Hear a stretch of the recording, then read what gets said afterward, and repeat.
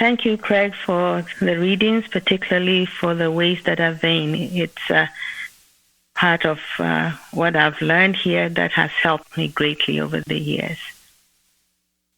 Tonight, I'd like to share some of my thoughts, and it's from page 454 of Science and Health.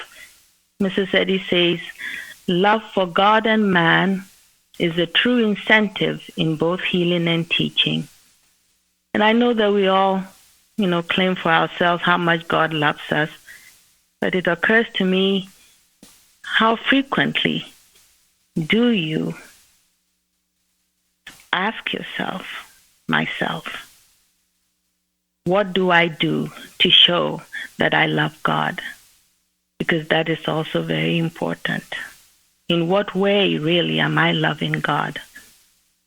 And what Jesus said in Matthew 22, he talks about, "Thou shalt love the Lord thy God with all thy heart and with all thy soul and with all thy mind." And say, this is the first and great commandment. And the second is, "Thou shalt love thy neighbor as thyself."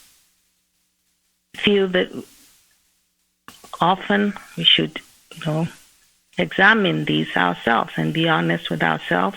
To what extent, in what way am I loving God? He loves us, yes. But in what practical ways? What do I do? Am I obeying these commandments?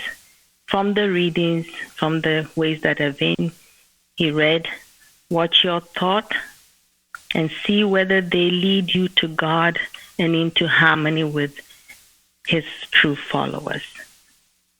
From this, I feel that maintaining a purer consciousness, which is keeping only the ideal of God creating as its reality, is one important, clear way of obeying and loving God and man.